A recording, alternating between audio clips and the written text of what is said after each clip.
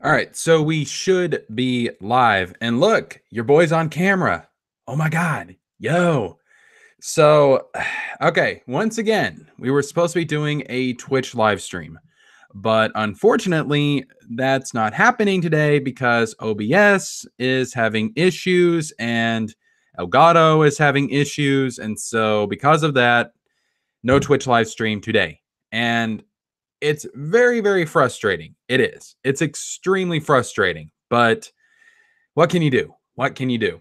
Anyways, let me go ahead and pull up the chat on my phone real quick.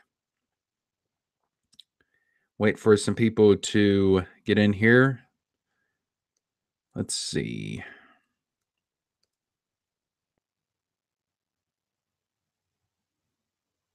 All right.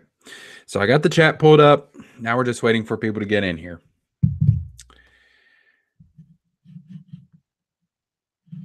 All right. Let's see.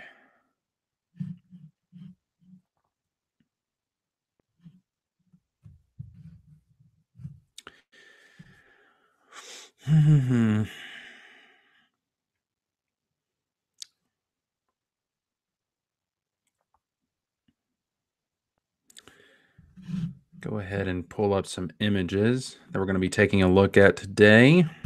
Let's see. Boom. Image number 1.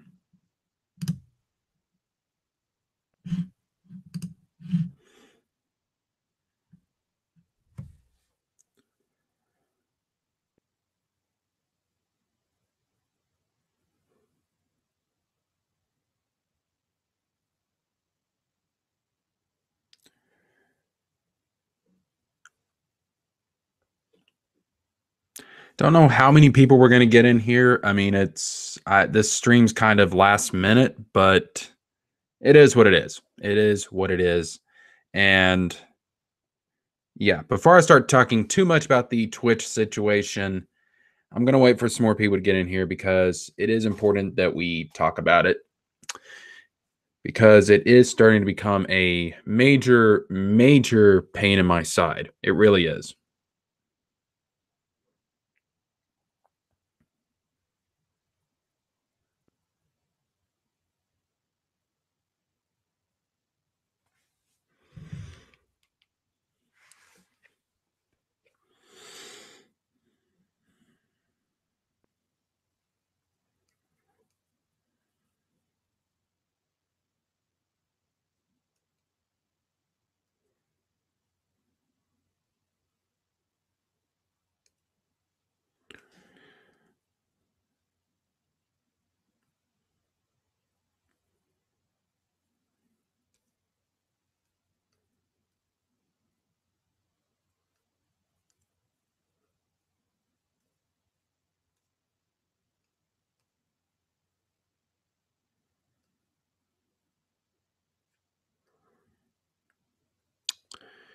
All right, come on, people. Let's get some people in here so we can talk about the Twitch situation. All right, we got 2 viewers in here. Okay. So we'll wait a couple of more minutes and then we'll start talking about the Twitch situation. Detail got 3 viewers in here. Very nice. And I can hear the phone ringing upstairs, but somebody else is going to have to get that right now. I am busy.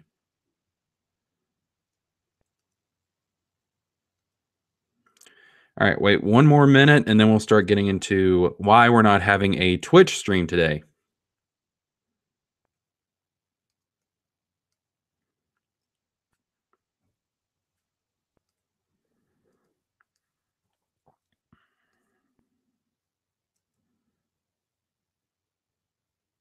Hello, Critical Drive 7. How are you?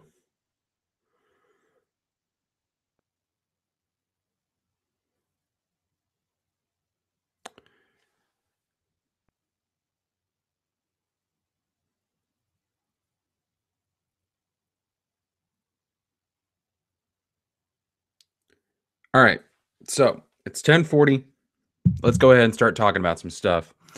Okay, so go ahead and stop that. There we go. Hey, what's up, everybody? Your boy's on camera. How you doing? How you all doing? I figured since I couldn't get the Twitch stream going this morning, I might as well do something different. So I decided to be on camera for this live stream. So, hey, how y'all doing? All right. So now that we've got some people in here, let's go ahead and talk about the Twitch situation. I have no idea what's going on with OBS and Twitch and Elgato and how these things are connected because something's not, working here. I can't stream from my Elgato because for whatever reason, the Elgato is not recognizing my Twitch account. And I don't know why. I'm typing in all the right information and I don't know why it's not recognizing my Twitch account. It's very, very strange. And then OBS apparently, and I have been working with OBS for a week now, trying to figure out how to fix this issue. But I have been looking on message boards. I have been looking at other videos. And the thing is, OBS, for some reason, does not play nice with the Elgato software on a Mac. It will play nice with it on a PC, but not on a Mac. Basically, what I'm getting out of all of this is that if you're going to stream, PC is just more friendly with third-party software like OBS. However, I despise having to use a PC. I really do. I had a PC for years, and it was headache after headache after headache. It was viruses. It was all sorts of stuff, all sorts of problems. I mean, it got so bad that I was actually at one point pleading with my PC to work as though it could understand me. I do not like PC. All right. I switched to Mac a long time ago. I have been using Mac probably since 2011. And I have an iMac. I have a MacBook Air. I used to have a MacBook Pro that I upgraded, and I got the MacBook Air. I have an iPhone. I had an iPhone before the current iPhone that I have. So I am all in on Apple. But apparently these streaming softwares a lot of them are not Apple friendly. The only one that is kind of Apple friendly is OBS. And even that is just barely so. You have to do a lot of workarounds, and you have to go through a lot of loops to get OBS to do what you want on a Mac.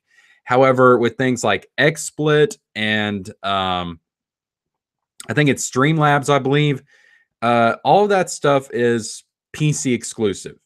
So here's where I'm at. I was experimenting with OBS last night, and I was able to get it to where it would pick up my camera, my webcam, and it would pick up the footage, the visuals of the gameplay via display capture off of my Elgato. And it was able to pick up my audio coming through my microphone.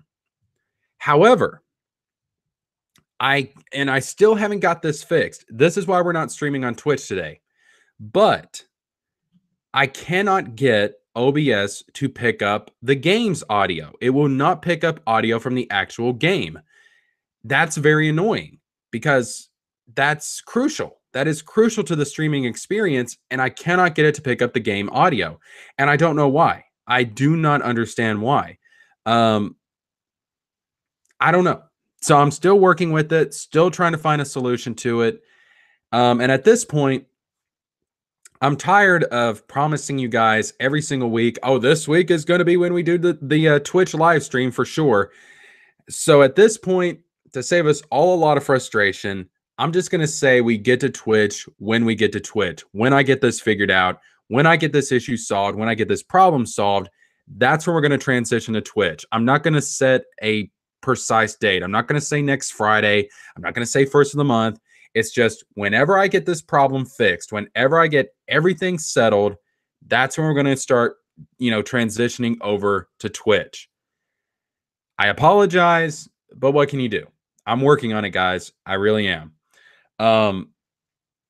I've also considered maybe I need to upgrade my Elgato because I do have the older model of the Elgato. In fact, let me pull it out real quick over here.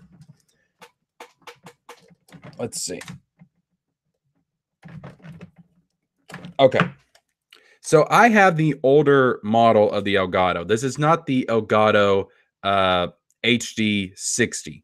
The Elgato HD60, I believe, is the latest version of Elgato. This is the old version of Elgato that came out, what, in like 2012, 2013, something like that, I guess. I've had this thing for years. I know I've had it for at least 5 years. So it's the older model. And maybe that's the problem. Maybe the reason that I can't stream directly from the Elgato to Twitch is because I have the older model, and for some reason, maybe Twitch just doesn't recognize it. I don't know. It could be also because I'm on a Mac. I don't know.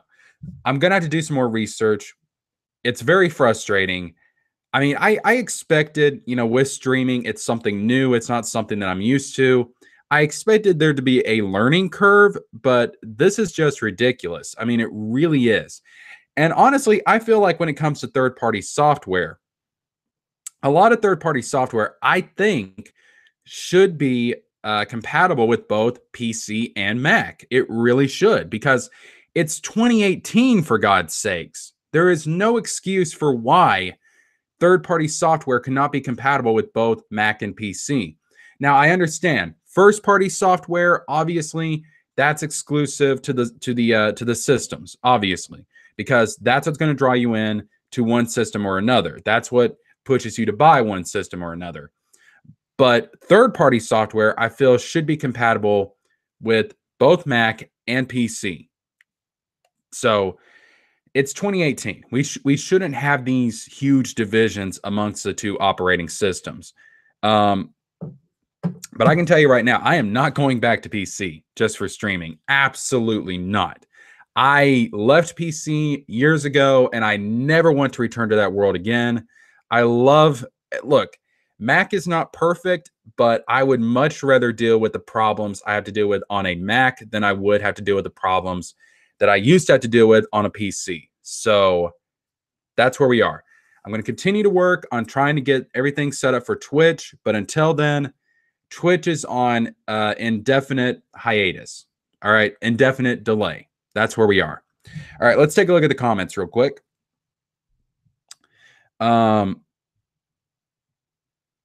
Critical Drive 7 says, this may be a random question, but I think you mentioned before that Web of Shadows was your favorite Spider-Man game. If I may ask, why is that?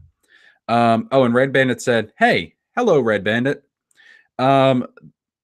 The reason that Web of Shadows is my favorite Spider-Man game is I like Web of Shadows because Web of Shadows, it has a more darker tone to it, and it has a more, let me get a sip of water real quick. Hold on a second. I got something caught in my throat.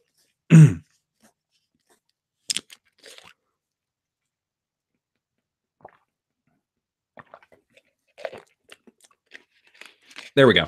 All right. So, Web of Shadows. The reason I like Web of Shadows so much is because Web of Shadows takes this darker tone with Peter Parker in particular, with Spider-Man. And you're allowed to go into these different paths. And I think there's like 4 different endings to Web of Shadows, if I'm not mistaken. But regardless, you're able to go into these different paths. You're able to, choose the light path. And I think there's like 2 endings for the light path. And then there's like 2 endings for the dark path. And I like that. I like that stuff in gaming. I really do. Being able to choose endings and stuff, especially for things like superhero games. I mean, I think in like RPGs and stuff, I wouldn't like it as much because I like to have like a solid canon ending to an RPG. But when it comes to things like, superhero games and stuff, if you want to have multiple endings, like a dark ending and a good ending, I'm fine with that. I like that type of stuff in those type of games. And I'm not going to lie. Usually when I play Web of Shadows, I do go for the darker path. It's more fun. It is. It really is. I think, I mean, I've played Web of Shadows quite a bit, and I would say I've only gone the light path probably 20% of the time, I would think. And the other 80%, I've gone the dark path just because it's so much fun. Also, one of the endings in Web of Shadows is Spider-Man ends up with Black Cat, symbiote Black Cat. And I don't know. I kind of like Black Cat a little bit more in that game than I do Mary Jane. I'm just saying. So again, I like it because it does allow you to have this interesting diverging story where you can choose your own ending, and also from a gameplay standpoint, it's pretty solid. It is pretty solid from a gameplay standpoint. There are a few problems. I think the camera in Web of Shadows could be better for sure. And I do think that the red suit Spider-Man, the normal Spider-Man, his gameplay could be fleshed out a little bit more, but overall, it's still a fantastic game. And seeing, and like you get into like the second half of the game where the symbiotes have taken over New York City. Oh, that is such a great setting. It's like almost like a post-apocalyptic New York City with symbiotes running around everywhere. You got all this venom slime all over the city. It's fantastic setting. It's a fantastic setting. My major problem with the end of the game is at the end of the game, the final boss fight with Venom, I don't think is very good. It's a pretty easy boss fight, and overall, I think they could have done better with it. It's basically just a giant multi-headed Venom, and that sounds cool on paper, but I don't think they really fleshed it out as much as they could. I think the final boss could be better in Web of Shadows. But then when you look at some of the other things in the game, I mean, like you got symbiote Black Cat, you have symbiote Wolverine, symbiote Vulture. I mean, that is like what if things that are just, it really appeals to the inner fan, in me. It really does, because it's like, oh, well, what if Wolverine got taken over by the symbiote? What if Black Cat got taken over by the symbiote? What if Vulture got taken over by the symbiote? Well, now we see what it looks like, and it's pretty freaking cool in that game. So just so much creativity went into the game in regards to, aspects like that. And all of these things together, all these factors together culminate into why I love Web of Shadows so much. Now, I have played the new Spider-Man game a little bit. I've not had a lot of time to play it. I've only played about an hour of the new Spider-Man game. And so far from what I've played, I do like it, but I can't judge it yet because I haven't played the whole game. But so far, it seems really, really good. And who knows, by the time I finish it, whenever that may be, it may end up being my new favorite Spider-Man game. Who knows?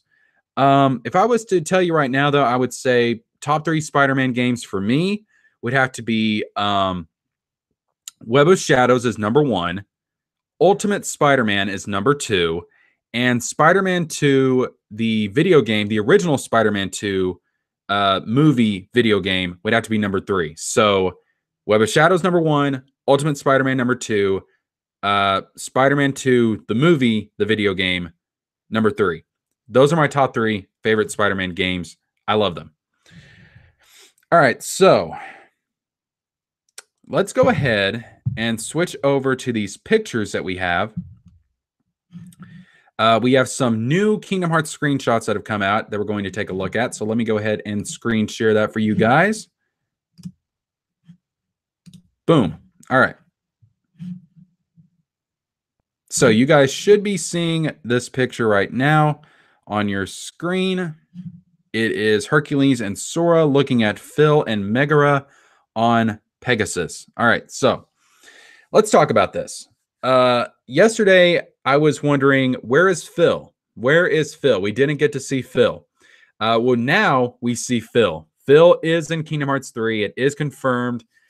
We still have no sign of the Colosseum, of Phil's Colosseum. We haven't seen that yet, but we do have confirmation of Phil himself as a character. He is in the game. So that's awesome. That's good to see. And again, I talked about it yesterday. I don't think we're going back to the original Colosseum. I don't see that happening. I think there's going to be a new Colosseum on top of Mount Olympus where Zeus is at. That's going to be the new Colosseum for Kingdom Hearts 3 instead of the regular Olympus Colosseum or the Underdrome like we had in the Underworld in Kingdom Hearts 2. I think the gods on Mount Olympus have their own Colosseum, and that's going to be the Colosseum for Kingdom Hearts 3. All right, now, that being said, let's go ahead and switch over to the next picture. And that is going to be, real quick, hold on a second. Right here it is. Okay. So the next picture, we see Sora, Donald, and Goofy talking to Hercules in the city of Thebes. And what I want to point out about this picture is just take a look at how visually stunning this is. Oh my God, this is freaking beautiful. Critical Drive says, it's nice to see Phil again. Yes, yes, it is. I was actually kind of worried yesterday that Phil may not come back in Kingdom Hearts 3, but I'm happy to see that Phil is in Kingdom Hearts 3. Anyways, just take a look at how visually stunning this is. Like, this game looks so freaking good. Look at Sora. Look at the detail on Sora. Look at the detail on Donald. Look at Goofy back there. Look at the shine off of the zippers and the necklaces. Just, it's beautiful. It's really beautiful. Red Bandit says, I really liked Edge of Time. Yeah, Edge of Time was good too. Edge of Time and Spider-Man, what was it called? Shattered Dimensions, I believe. Spider-Man Shattered Dimensions and Spider-Man Edge of Time are really, really good. And in my opinion, I think they're very underrated games. A lot of people don't like them because they're very linear. Spider-Man games, you know, they're not free roam, but I really like those games. I like the story in those games, and I like especially in Shattered Dimension, like you have all these different versions of Spider-Man coming together, and you have these very unique levels based off of each version of Spider-Man. I love that. As a comic book fan, I eat that stuff up. I absolutely love it. And if I'm not mistaken, I believe that the Ultimate Spider-Man in Shattered Dimensions has been confirmed to be the same Ultimate Spider-Man from the Ultimate Spider-Man video game on the PlayStation 2. I think it's actually the same continuity, if I'm not mistaken. And then, of course, Spider-Man Edge of Time, you had the whole plot with the evil future Peter Parker. I thought that was a really good plot. I thought that was a really good twist. So I enjoyed both of those games, and I don't think they get enough love. I think they're both really underrated games, but I think they're both fantastic Spider-Man games. They're definitely up there in my top 10. They're not my favorite, but they're definitely up there in the top 10 Spider-Man games for me. Absolutely. Maybe even the top 5. They may be number 4 and number 5. Who knows? I really haven't given it that much thought, but I do love those games.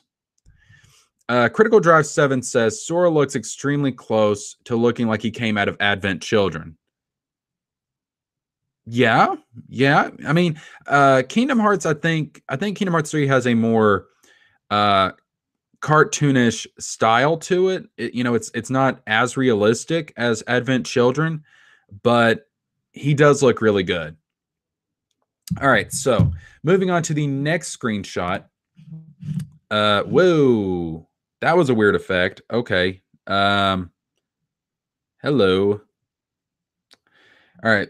That was a very weird effect that just happened there. Okay. So we're not going to do that again. Let's do it like this. Okay. Screen share. Next pick. Okay. There we go. All right. So this next picture, we have a good look at Megara. Megara looking fine, looking good, looking fantastic. This is a really good up-close, detailed shot of Megara. Allows us to see more of her design, allows us to...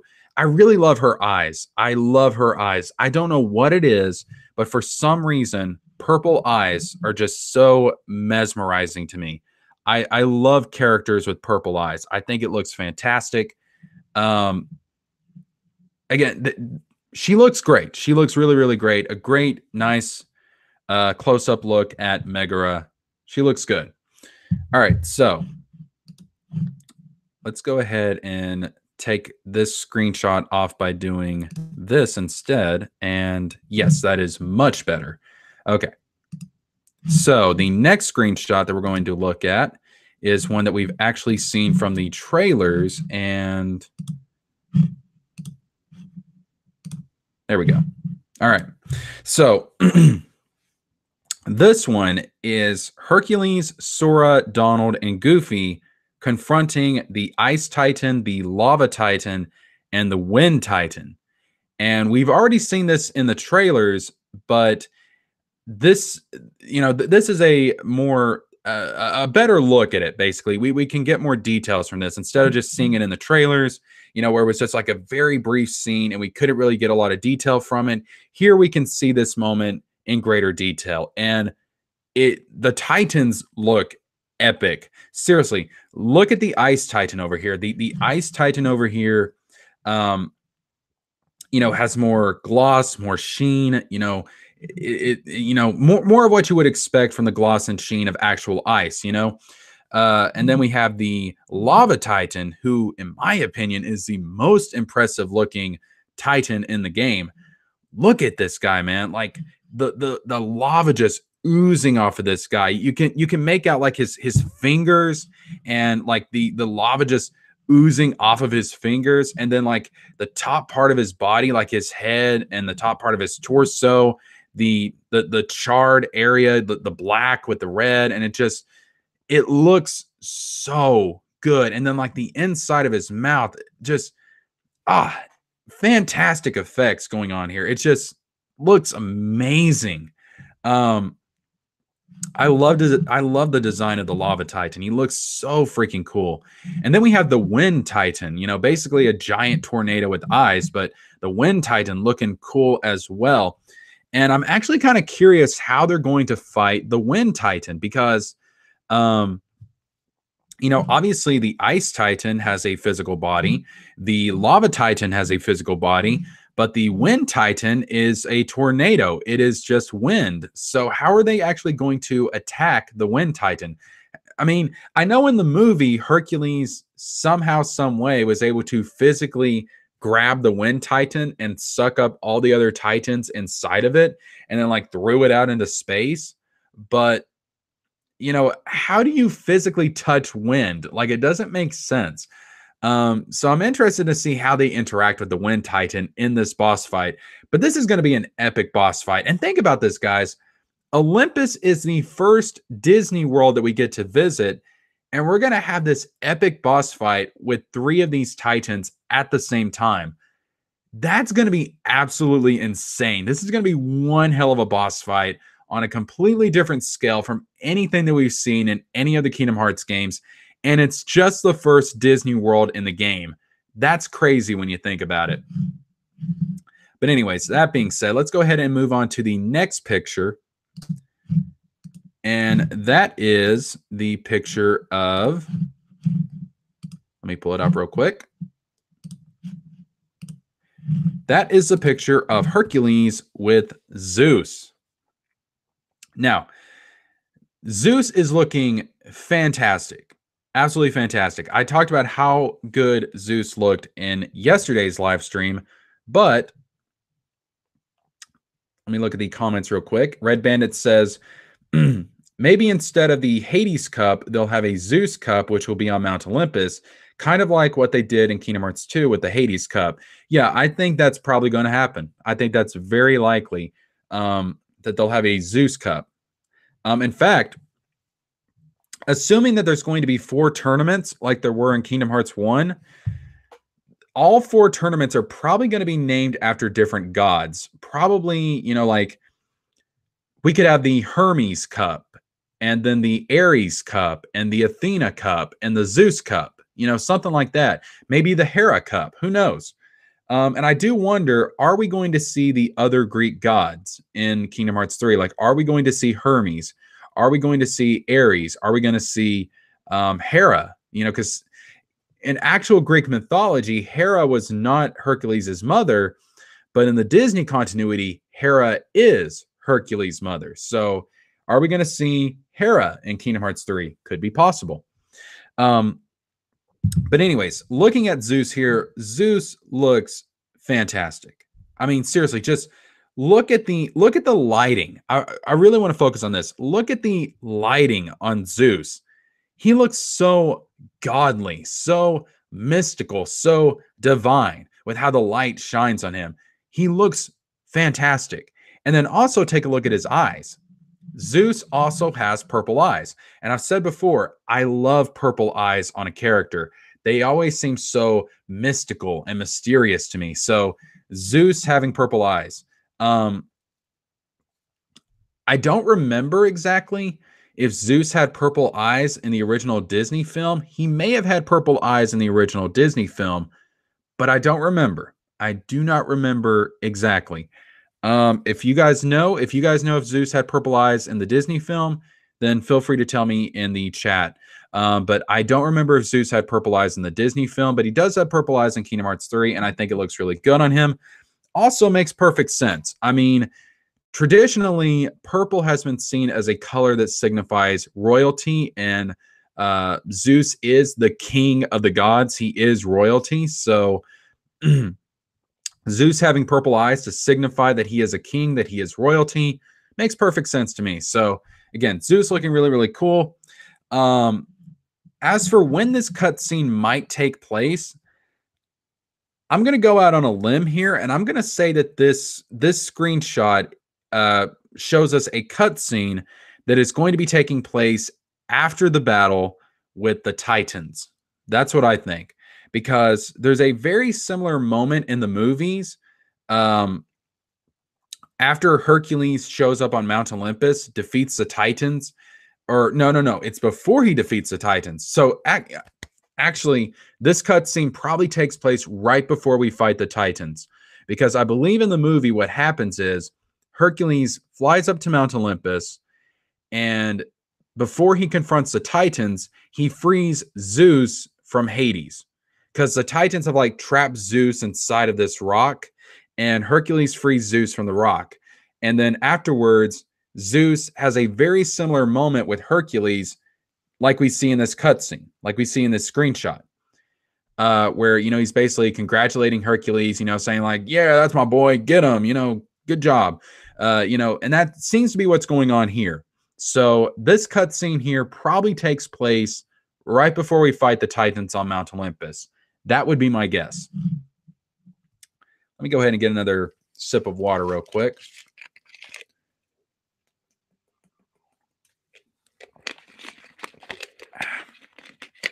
H2O. The drink of life. All right. So moving on to the next screenshot that we have. And that is going to be a screenshot of this handsome devil right here. So here we have Hades sitting on his throne on Mount Olympus. Now, obviously, this is Hades after he's trapped Zeus. Why do I know that? Why do I know that this is Hades on Mount Olympus after he's trapped Zeus inside of the giant rock that the Titans make like they did in the movie? Because right next to Hades, over here on Hades' right on the right side of Hades, we have a giant rock. Now, it could be the lava titan, but I'm pretty sure that Zeus is trapped inside of this rock.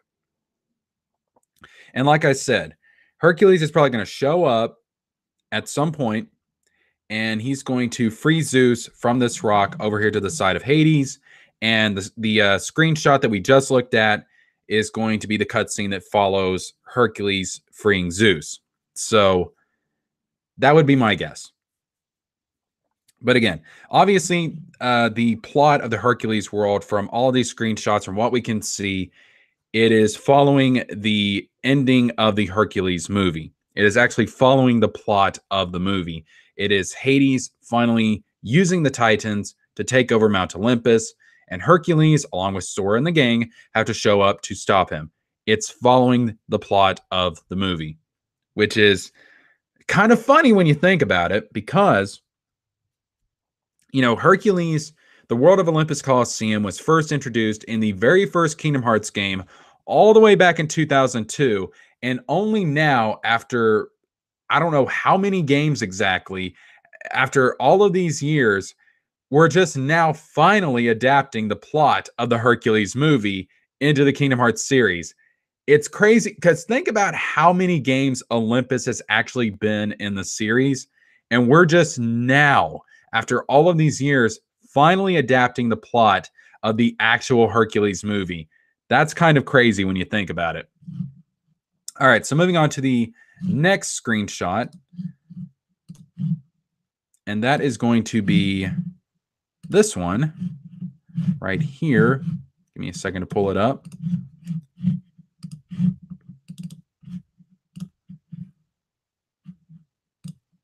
All right, so here we have Hercules and Zeus confronting Hades.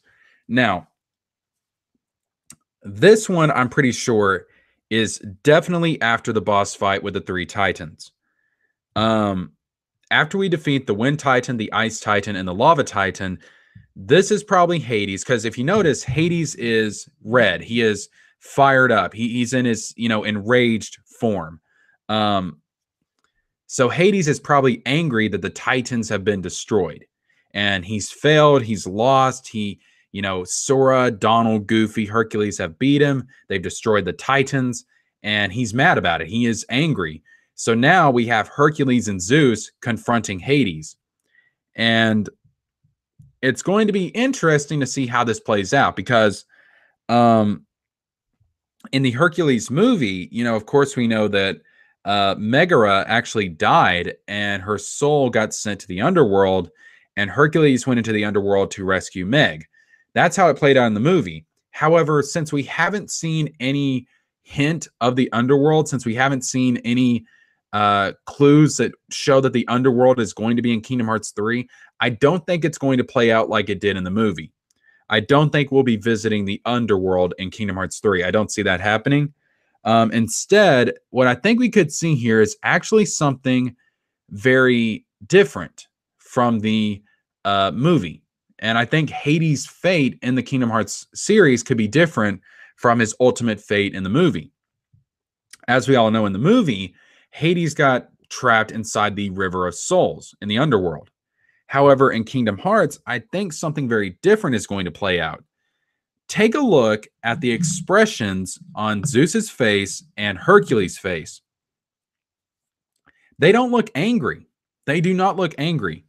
Hercules is actually smiling. Hercules has a smile on his face. Zeus does not look angry. Zeus looks very stern. He looks very serious, but he doesn't look angry. And then Hades, even though he's in his enraged form, he's got the red going on. Hades looks more bewildered, more perplexed than he does actually angry in this particular screenshot. So I'm going to propose something, and tell me what you guys think about it in the chat. What if, instead of like how the movie played out, where Hades just gets trapped in the River of Souls, what if Zeus and Hades actually reconcile with one another? Like, what if they are able to come to terms with their rivalry and their differences? What if Hades actually, I'm not going to say becomes a good guy or is redeemed, but Hades is able to come to reconciliation with his brother, and Hades just kind of stops antagonizing him. He stops doing all of this evil stuff. What if that happens? What if that's how this plays out? What if this is a moment where Zeus is like, look, I get it. All right. I put you in the underworld. I gave you this crummy job. I'm sorry. Okay. But we're family. We're brothers. So, I don't know. Maybe I'm crazy. Maybe I'm going too far out there. But I think that in Kingdom Hearts 3, it could be possible that they change up the plot and that Hades and Zeus actually reconcile with one another and they're able to settle their differences peacefully at the end of the day when this is all said and done. Because you can't kill Hades. You can't kill Hades. Hades is immortal. He can't die. Again, in the movie, they just trapped him in the River of Souls, but in Kingdom Hearts, they may end up, having Zeus and Hades reconcile. I think that's entirely possible. Red Bandit says, do you think Sora will finally become a true hero in this game? Absolutely. It has to happen.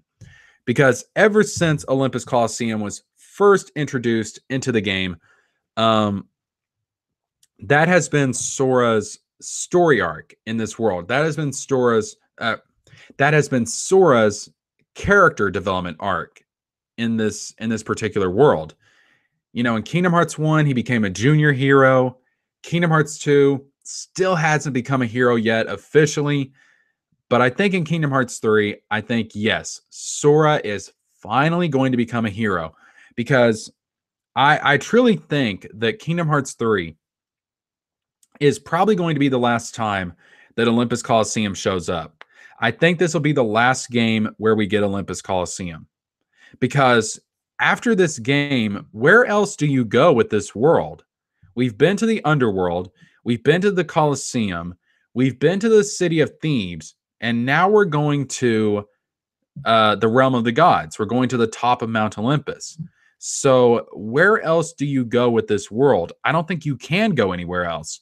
So I think Kingdom Hearts 3 is going to be the final appearance of Olympus Coliseum as a playable world in the series. And so because of that, I think that Sora has to become a true hero in this game. He has to be deemed a true hero, whether he is deemed so by Phil or whether he is deemed so by Zeus himself. I don't know. But Sora has to become a true hero in Olympus in this game. That's what I think. Let me get another sip of water.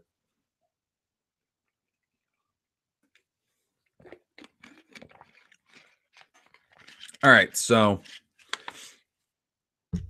there's 3 more screenshots that I want to take a look at while we're at it.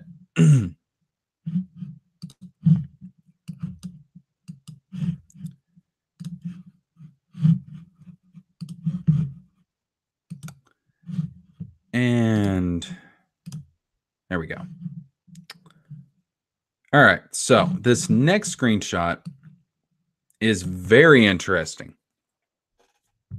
We have Sora, Donald, and Goofy confronting Pete and Maleficent. It looks like they're in the city of Thebes, but it could possibly be on the side of Mount Olympus. I don't know for sure. But regardless, somewhere in Olympus, Sora, Donald, and Goofy are confronting Pete and Maleficent. Now, we all know that from the trailers, Pete and Maleficent are searching for the black box. They are specifically in the world of Olympus trying to find the black box because we saw in an earlier trailer, they actually met up with Hades and asked Hades if he knew anything about the black box, which makes me wonder, even if Hades doesn't know about the black box, could Zeus, could the king of the gods, could Zeus know about the black box? Because again, I was talking about it in the live stream we had yesterday. Zeus was probably around during the time period of the Keyblade War. Zeus probably knows about the events of the Keyblade War. Zeus probably has knowledge about the Kingdom Hearts universe that a lot of other characters don't, because he is the king of the gods. He should be this prominent, important figure in the universe of Kingdom Hearts. And so because of that, it could be entirely possible that Zeus actually has some information regarding the black box, that he actually knows something about it. And he could be the one that informs, because think about it. Maleficent, okay, I need to talk about this real quick. We found out in Kingdom Hearts Union Cross, they had an update to the story in Kingdom Hearts Union Cross for the Japanese version of the game, that Maleficent actually has time traveled to the past. What happened is that when Riku stabbed Maleficent in Kingdom Hearts 1 with the Keyblade of People's Hearts, and she turned to Dragon Maleficent, apparently when that happened, Maleficent's heart was released. And if you remember, in order to time travel, you have to release your heart from your body. You have to discard your body, and then you can time travel. So apparently, Riku released Maleficent's heart in Kingdom Hearts 1 when she turned into a dragon, and Maleficent was able to use that in order to time travel. Now, she meant to time travel to Enchanted Dominion, her homeworld in the past. That's what Maleficent intended to do. But instead, some mysterious character who simply goes by the name of Darkness, he trapped Maleficent inside of a data version of Enchanted Dominion, apparently during the time of Union Cross. I don't really get the details. I really don't, because it's time travel in Kingdom Hearts and it's confusing. But regardless, Maleficent during this whole escapade into a past data version of Enchanted Dominion learned about apparently this is when she learned about the black box. This is what Maleficent was doing between Kingdom Hearts 1 and Kingdom Hearts 2. She was in a past data version of Enchanted Dominion, and she learned from this Darkness character about the black box. And then the Darkness character was able to help Maleficent get back to the future, to the present time.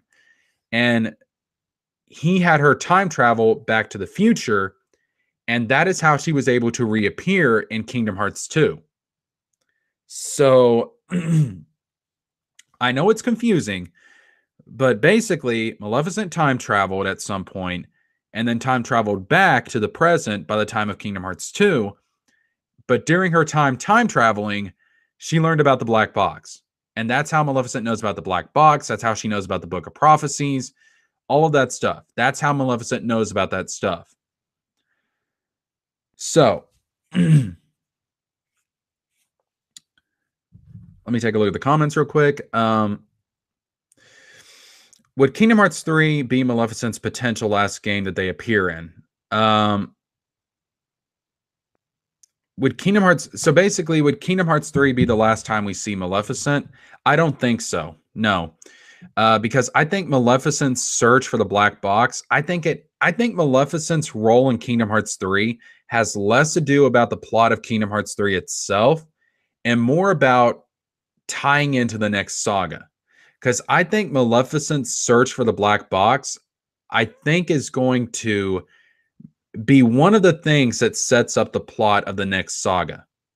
Whether or not she actually finds the black box, we don't know. But I think what Maleficent is doing in this game is going to tie in the events of Kingdom Hearts Union Cross and Kingdom Hearts Chi into the present time period of the series, and that's going to set up Kingdom Hearts 4. That's what I think Maleficent's role in this game is. And so because of that, because I believe that Maleficent is going to be used as setup for the next game and for the next saga, therefore, I think Maleficent has to be in the next game, in the next saga. So no, I think Maleficent is going to continue to be a part of the series beyond Kingdom Hearts 3. Absolutely. But anyways, getting back to my original point. So Maleficent, basically she time traveled and she got knowledge about the black box and the Book of Prophecies via that method. But Zeus, on the other hand, I think he lived during the time of the Keyblade War because he's an immortal god.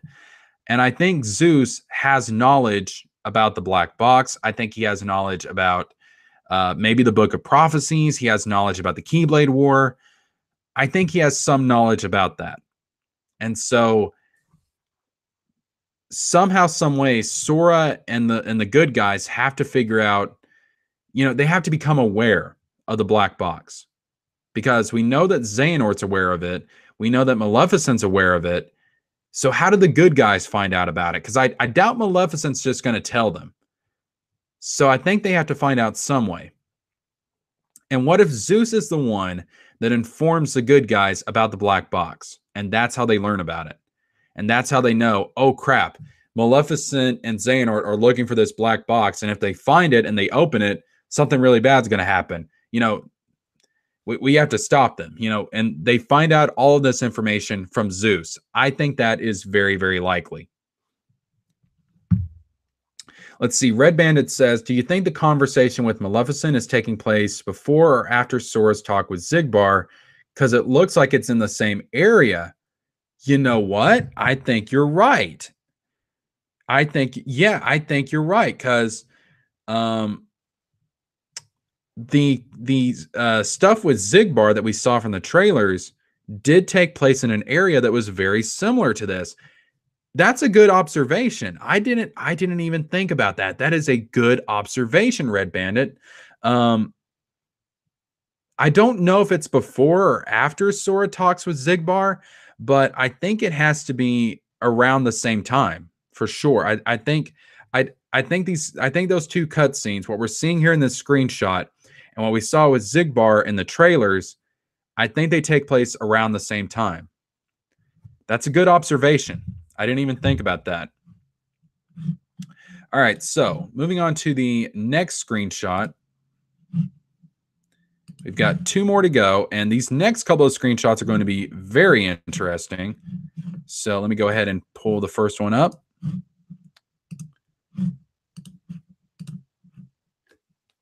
Okay, so here we have Ienzo. Let me go ahead and take another sip of water real quick.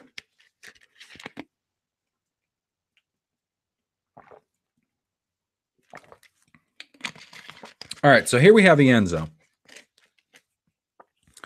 Now, we've seen Ienzo talking on this, I guess I know it's not a cell phone, but we'll just call it a communicator. All right, he's talking on this communicator with Sora. And apparently this communicator allows Ienzo to talk to Sora across different worlds. Basically, inter-world communication, pretty much.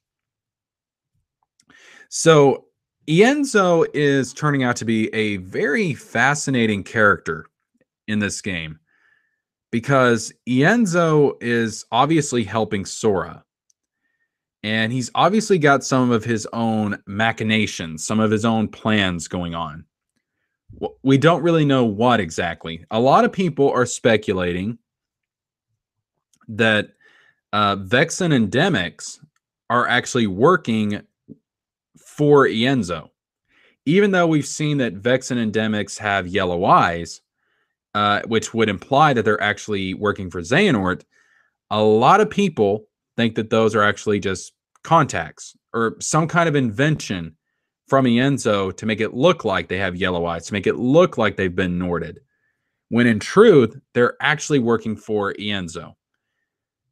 There's a lot of speculation about Ienzo in Kingdom Hearts 3. And I don't know if I've stated it in another live stream. I might have, but I'll go ahead and state it again here. I actually believe that Ienzo potentially has actually been working for Ansem the Wise this entire time. I think that's possible. Because if you go back to Birth by Sleep,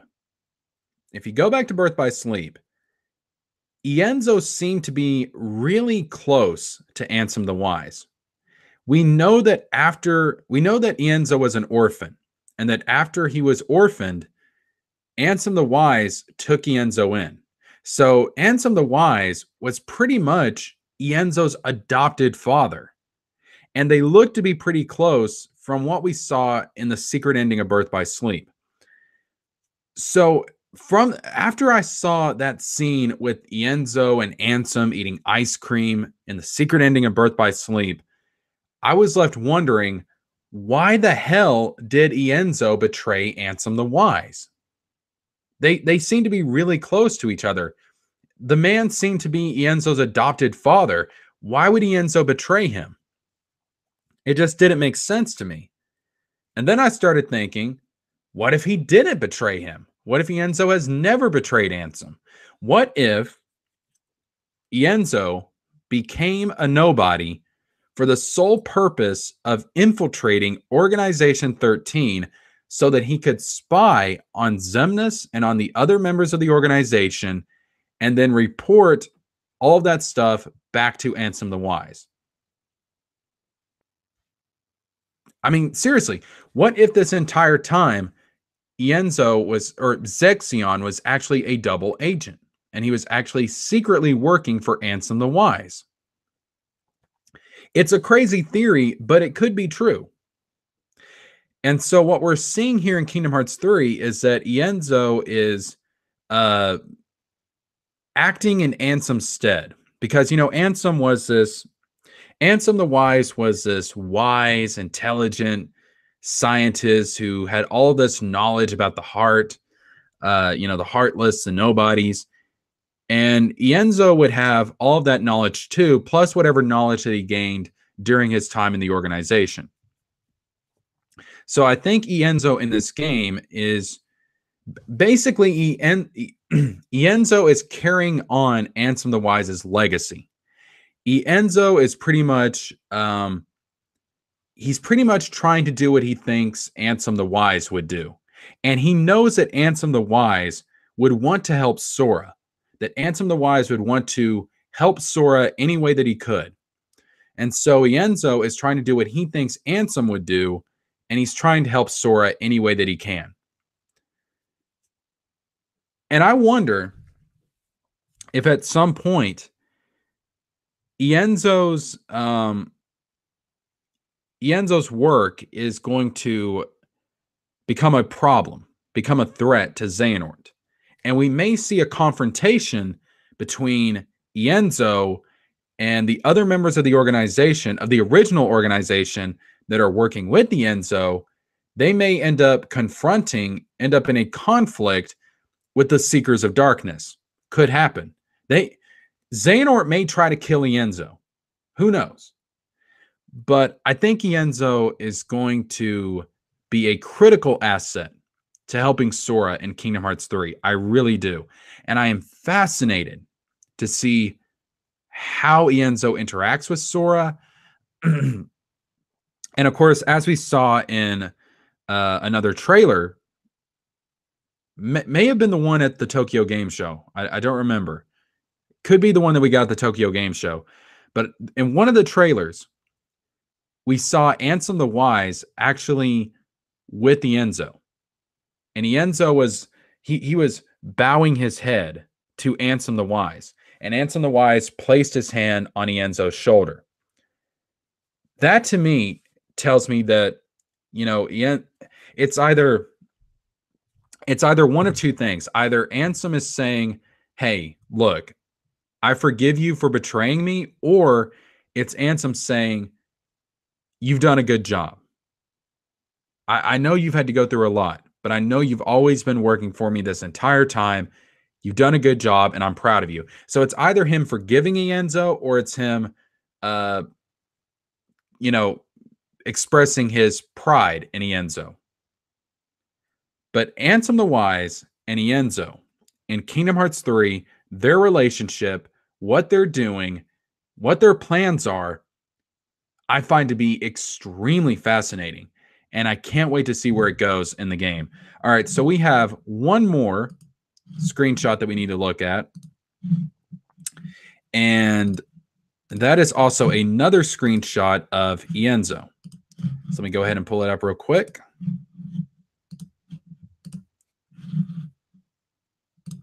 All right. So here we have another screenshot of Ienzo, still in Ansem the Wise's laboratory. But this time we see it from a different angle. We see Ienzo from the back, and we also get a good look at the heartless machinery. Let me take another sip of water real quick, because I have a lot to say about this screenshot. This is the most fascinating screenshot to me. It really is, because there's a lot of little details here that I want to dive into.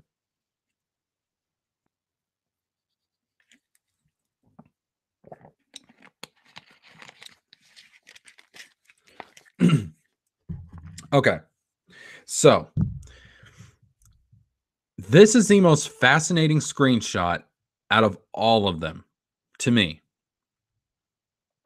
First of all, from a visual standpoint, look at how detailed this is. Go back and play Kingdom Hearts 2 and look at this same area in Kingdom Hearts 2, then compare it to this screenshot of this area in Kingdom Hearts 3. There is so much more detail in Kingdom Hearts 3 compared to this same area in Kingdom Hearts 2. Visually, this is a fantastic screenshot. The other thing I want to talk about is that if you look out into the distance, you can see those canisters that in Kingdom Hearts 2 had hearts inside of them. The canisters had hearts inside of them. Here in Kingdom Hearts 3, they're empty. They do not have hearts. They are empty. So where did the hearts go? Did Xehanort take them? I don't know. Let's see. Critical Drive 7 says, looks like they've updated the room, maybe added some new stuff to the castle. Yeah, that would make sense because I don't know how much time has actually passed between Kingdom Hearts 2 and Kingdom Hearts 3, but there's at least been a few months that have passed between Kingdom Hearts 2 and Kingdom Hearts 3. So they would have had to have done some more work on Radiant Garden trying to restore it. So makes sense to me. But what I find fascinating is that if you look at the canisters, they don't have any hearts inside of them. They're empty. So where did the hearts go? That's, number one. Did Xehanort get them? Did Ienzo free them? Who knows? Number two is that take a look at the computer screen. What's going on over there? If you remember in Kingdom Hearts 2, when Sora and the gang tried to access Ansem's computer, they couldn't do it. Every time they tried to get information on the Nobodies or Organization 13 or Sora or Riku or Kairi or anything, when they tried to get any kind of information out of Ansem's computer, the computer would always say like the data has been corrupted. Like they could not access any of the data on Ansem the Wise's computer. However, here we have Ienzo standing in front of Ansem's computer, looking at some kind of data. Ienzo is able to access Ansem's computer. Ienzo is able to access the data on Ansem's computer. And if my theory is right, if I'm right about Ienzo actually being a double agent and secretly working for Ansem the Wise this entire time, if he was never loyal to the organization, if he was really on the side of Ansem the Wise this entire time, then it is very possible that Ienzo may be able to access information on this computer that only Ansem the Wise could access. Ienzo may be the only other person that could access some super secret data that is hidden on this computer that not even Xehanort or Xemnas could have accessed. Could be possible. I don't know exactly what Ienzo is looking at, but he's clearly looking at some kind of data, and it could be very, very important. If we take a look at the computer screen, we see what looks to be some kind of, it kind of looks like it might be one of the canisters, like an image of one of the canisters that had the hearts inside of them. But it could be some kind of like metal tube that connects, like something that's part of like a larger machine. I don't know. But we have that, and then we have another one on the computer screen that's, it's the same image, but it's just shaded in green. And then we have some text on the screen. We also have like this background that looks kind of like a grid. Again, I don't know exactly what all of this means, but clearly Ienzo, unlike Sora, Donald, and Goofy, and the others in Kingdom Hearts 2, Ienzo does have access to the data on Ansem's computer. So we could learn a lot from Ansem's computer in Kingdom Hearts 3, whereas in Kingdom Hearts 2, we really didn't learn anything from Ansem's computer, even though that was one of the whole reasons that they wanted to access Ansem's computer was to get information on the organization and the nobodies and the heartless. And they were never able to do it. They were never able to do it. But now Ienzo may be able to do it. And we may get some really juicy information from Ansem's computer. The other thing is that, yes, it does look like that they've updated the room. They could be working on some kind of project. They could be working on some kind of machine, some kind of weapon to use against Xehanort. I don't know. But again, it's just speculation can run wild with this particular screenshot. I find this to be so fascinating. I really want to see more of Ienzo, because what he's doing, whatever he's up to, I think is really, really going to be big in Kingdom Hearts 3. But that being said, we need to see Radiant Garden. We need to see Radiant Garden in the next trailer. And I know that we've seen. Okay, technically we are seeing Radiant Garden right here. You know, we're seeing Ansem's computer, Ansem's lab. We've seen that part of Radiant Garden. But I'm talking about the actual city. I'm talking about the town. I'm talking about, we need to see Leon and Yuffie. We need to see the outside of the castle. I want to see that in the next trailer for sure. Absolutely. Because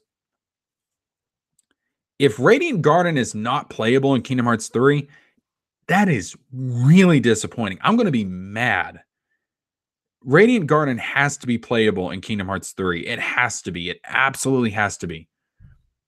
And we need to see it. We need to see that this world is playable, because Radiant Garden looks like it's going to play a huge role in Kingdom Hearts 3, and it better not be just in cutscenes. It better be a playable world. So, yeah, this screenshot just really gets me excited for what they're doing in Kingdom Hearts 3. So, let me go ahead and take another sip of water, and then we'll move on to some other topics. But that's pretty much it as far as the new screenshots that we've gotten for Kingdom Hearts 3. There were some other screenshots. A lot of them were just stuff that we saw yesterday from the magazine scan. And I'm not going to go over them because there's really nothing interesting to talk about in them. I just want to talk about the most interesting screenshots that we were able to pull out.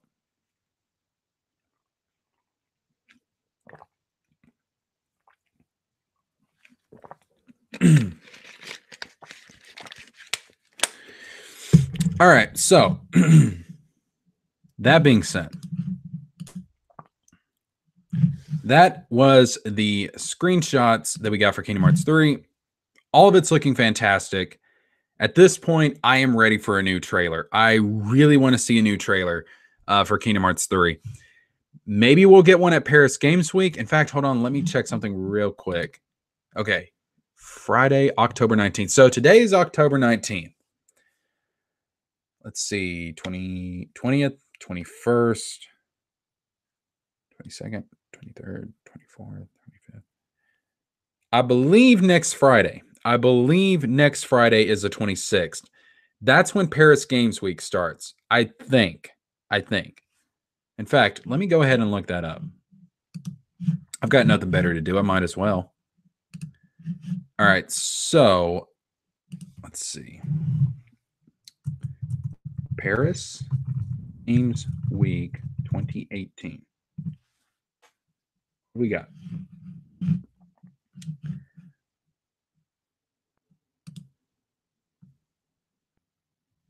Yes, okay.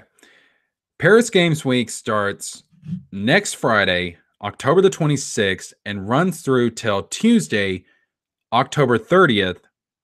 So, okay. So Friday, October 26th. That's when Paris Games Week starts. It could be possible that we could get something Kingdom Hearts related at Paris Games Week. Maybe we'll get to see Radiant Gardens at Paris Games Week next Friday, or at some point during Paris Games Week. It's entirely possible. But let me check when that... I do know that we have a special Kingdom Hearts 3 panel coming up in November. Let me check the dates on that. Let me see what the dates on that is.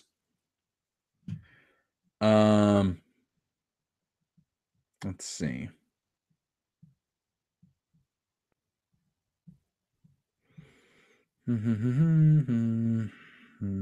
Okay, let's see.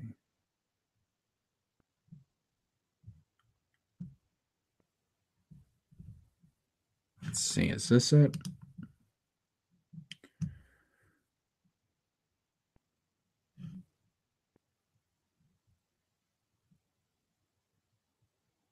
No, that is not it.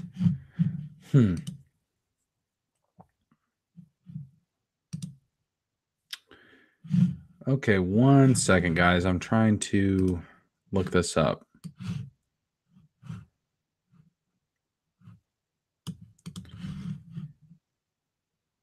Guess I can show this to you guys while I'm at it.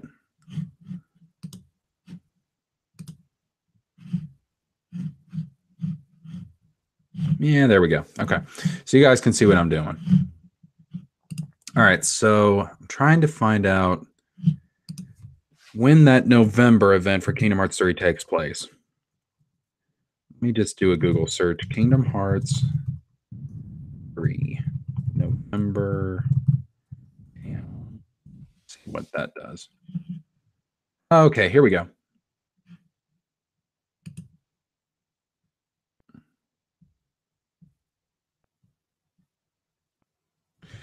All right. Kingdom Hearts Insider says Kingdom Hearts 3 will be playable at Luca Comics and Games from October 31st to November 4th, 2018. The demo will be the same as previous events, with fans being able to take on the Rock Titan and Olympus, as well as exploring Andy's room and beyond in Toy Box. On October 11th, Luca Comics and Games announced that Kingdom Hearts executive producer Shinji Hashimoto will be present at the event for a special panel. Details on the panel have not been released. However, it will take place on Saturday, November 3rd, 2018 at the Auditorium San Francisco. Okay, so November 3rd. That's what I thought. All right.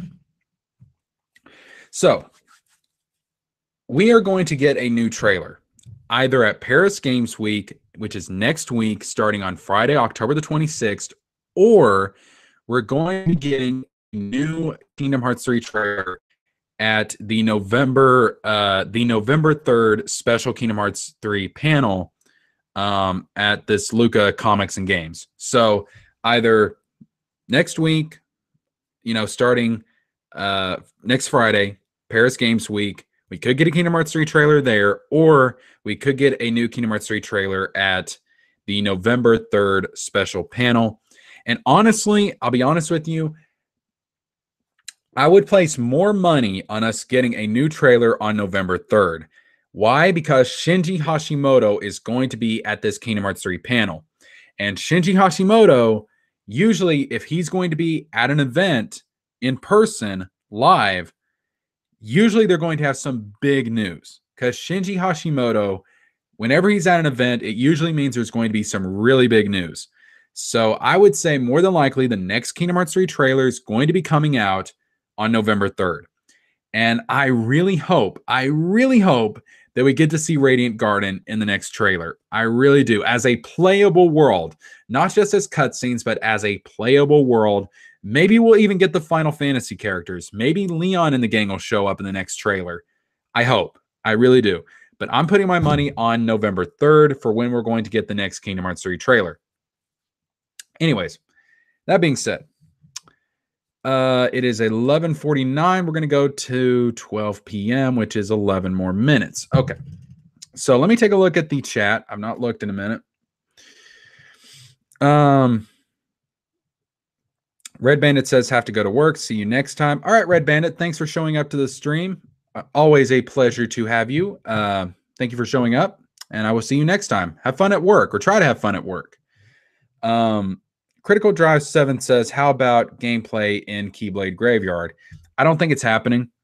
Keyblade Graveyard is going to be one of those worlds that's going to be near the end of the game, and I don't think they're going to show off gameplay for worlds like that. Like, I don't well, see, I say that, but then again, I didn't expect that they were going to show off part of the Aqua boss battle. And yet at the Tokyo Game Show, we got a preview of the Aqua boss battle. I never thought we were going to get anything like that because that is such an important event. I didn't think that they would show it off to the public before the game actually came out, but they did. So they have already surprised me. I didn't think we were going to see Roxas or Master Xehanort in any of the trailers. I thought they were going to save Roxas and Master Xehanort until the game actually came out. But then again, they surprised me. They showed off Master Xehanort. They showed off Roxas. We got a preview of the Aqua boss battle. I didn't expect any of that to come. I didn't expect any of that until we actually got to play the game for ourselves. But they surprised me. So that being said, they could surprise me again and show off gameplay for the Keyblade Graveyard. It could happen. So I don't think it'll happen, but they could surprise me once again. I've been wrong before. I have been wrong before. Absolutely. So could be a possibility, but I really want to see gameplay of Radiant Garden. I want confirmation that Radiant Garden is going to be playable. It has to be playable. This is the end of the Xehanort saga. Radiant Garden has played such a pivotal role throughout the Xehanort saga. It needs to be playable in this game. It has to be. It has to be. So I hope we see Radiant Garden in the next trailer. I want confirmation that it's playable. Anyways, that being said, let's see if we can find anything else that's interesting online. You want to?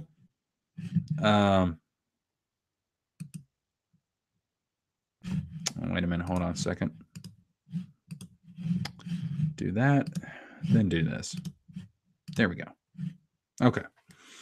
So let's see if we can find anything else that's interesting to talk about for the last 8 minutes of the live stream.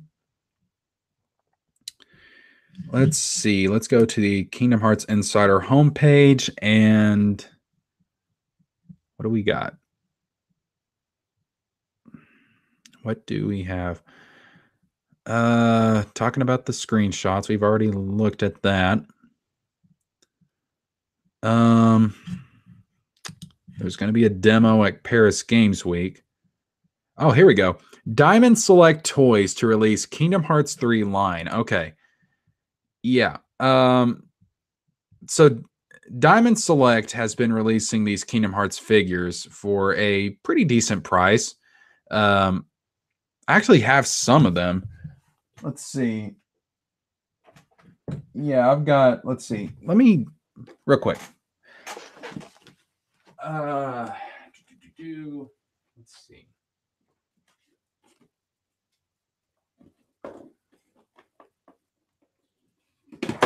Ooh, hello. Okay. So Diamond Select has been releasing these Kingdom Hearts figures for a couple of years now.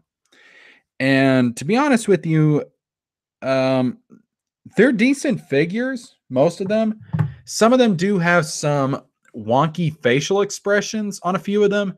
But a lot of them are actually pretty good. So Diamond Select is releasing some new figures. As we see here, one of them is Maleficent with her staff and her Raven Diablo. And then we have another set for Donald and Goofy. I don't know why we're getting another Donald and Goofy figures. They've already released Donald and Goofy figures. I don't know why they're releasing more Donald and Goofy figures. That kind of seems like a waste. But also we have Kingdom Hearts 3 Sora that's going to be released with this new line. And I don't know if it says when these figures are coming out. Let's see. Diamond Select Toys' upcoming Kingdom Hearts release will be stepping into Kingdom Hearts 3 designs announced via IGN. The upcoming toys feature Sora in his Kingdom Hearts 3 outfit, wielding the Shooting Star Keyblade. Maleficent is also included in this bundle, and Donald and Goofy will be sold as well. Okay. IGN reports that Sora and Maleficent will be sold in a 2-pack for $24.99. And Donald and Goofy, who were previously released with Roxas in the Kingdom Hearts 2 line, are now being sold together for $24.99. They are expected to release in spring 2019, so after the release of Kingdom Hearts 3. Okay, that makes sense. Just taking a look here at the Sora figure, it's okay. The hair is a little bit weird, and the facial expression is, again, it's okay. But to be honest with you, it's actually a lot better than some of the other Sora figures that they have released, because some of the Sora figures that they've released in the past have actually been pretty ugly. They really have, the facial expression. But this one it's still, there's something still kind of off about it, but it's better. It's better than what I've seen on some of the other figures. And just to show you an example, I have some of the Diamond Select figures on hand right here. I'll go ahead and show you. Okay, stop that. All right. So this is Final Form Sora. And again, it's not, the facial expression is not bad, but it still looks kind of weird. There's just something off about it. You know what I mean? But yeah. And then, like, one thing I don't like about the Final Form Sora is that the paint job that they gave him, it's white. And in the games, in Kingdom Hearts 2, Final Form is more silver. It's more gray. But it's still an okay figure. The black markings and everything, like on his arm, they're good. So it's an okay figure. And then we have the Mickey Mouse figure. This one's actually pretty good. Mickey's got a big smile on his face, but it's pretty good. A little goofy looking, but all right. And then, of course, he has the Kingdom Key D, and it's a good figure. I like this one. Really good figure. Then we have what I think is probably the best figure out of all of them, at least the ones that I have, and that is Roxas. Right here. This is the Diamond Select Roxas figure. Comes with the Oath Keeper Keyblade, and his facial expression, I think, is pretty good. It's kind of an angry expression, but it's not too angry. It's kind of just serious, determined, I guess is what I would call it, which is what you would expect from Roxas, because he's not, goofy like Sora. He's more serious. He's more of a serious character. But yeah, I think the Roxas probably has the best facial expression out of all the Diamond Select figures. And I think it's probably the best design of all the Diamond Select figures. The only problem I have, and this is just with my figure, I'm sure this is not the case with all the figures in regards to Roxas, but my figure, I don't know if you can see it, but when I opened him up, he's actually got some damage to his wrist. His wrist is broken, and so his arm is a lot more wobbly. And yeah, I need to put some glue on that, some Gorilla Glue or something, super glue, and fix that. Because if I don't, his arm's going to fall off eventually.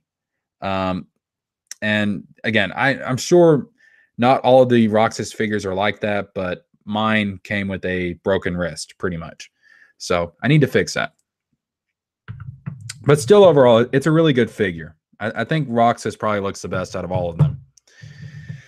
All right. Anyways, let's see if we can find anything else that's interesting online real quick. Go ahead and pull up the screen share again, because we still have a couple of minutes to stream, and let's see what we got.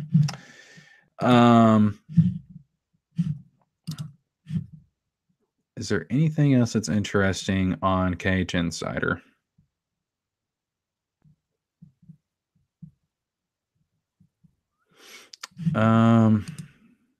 Not really in particular.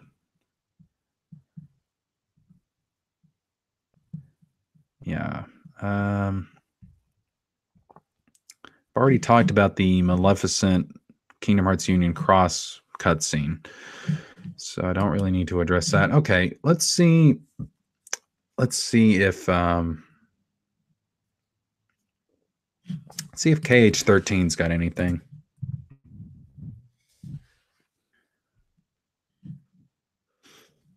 Square Enix reveals a range of new Kingdom Hearts merchandise. All right, let's see what this is about. So we got some Kingdom Hearts bookmarks.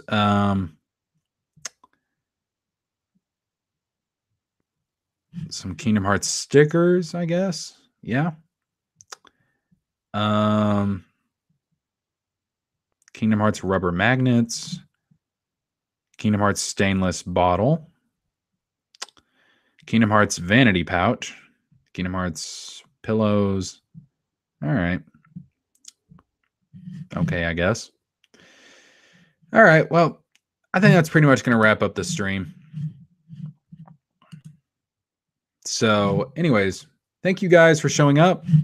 This has been fun. Again, when it comes to Twitch, just give me time to work out the kinks, because I don't know what to tell you guys. I mean, I really have been trying to get this thing figured out. I have been working on OBS for a week, trying to get everything figured out. And I don't really get what's going on with it, but I will try and work out the kinks, and we will get to Twitch eventually. I'm not going to sit here and say next week. I'm not going to sit here and say the first of the month, because I don't want to keep saying that and then not delivering on it, because that makes me look bad and it makes me feel bad for doing that. So we'll get there when we get there, but I am going to continue to work on trying to get all the kinks worked out when it comes to streaming on Twitch, try to get OBS to work correctly like it's supposed to. And then hopefully we will be on Twitch very, very soon. If not, I will find other ways to stream gaming content to you guys somehow, some way. With that being said, that's going to wrap up this live stream. Thank you guys for showing up. It's been fun. I really enjoyed it. Let me take one more quick look at the chat, see what's going on. Critical Drive 7 says maybe a Sephiroth boss fight for the last time. I really hope so. I really hope that we get another Sephiroth boss fight in Kingdom Hearts 3. Again, we have this whole Cloud and Sephiroth subplot that's been going on for Kingdom Hearts 2, Kingdom Hearts 1, Birth by Sleep. Just, we need to have a resolution to it. We need to have a resolution to the Cloud and Sephiroth. The Cloud and Sephiroth subplot needs a resolution. Hopefully we'll get it in Kingdom Hearts 3. Nomura asked, Nomura was questioned about it like last year, I think it was. And Nomura said, well, I don't really know if fans want to fight Sephiroth again. Well, Nomura, I'm here to tell you that yes, we do want to fight Sephiroth again, at least one more time, so that we can resolve the Cloud and Sephiroth subplot. Hopefully we'll get that in Kingdom Hearts 3. But anyways, guys, thank you so much for showing up. This has been fun. And I will see you guys in the next live stream. I will probably be streaming sometime next week. Maybe next Thursday. I'll do another live stream. But until then, I will see you guys later. Thank you guys so much for showing up. And this is ZJ signing off.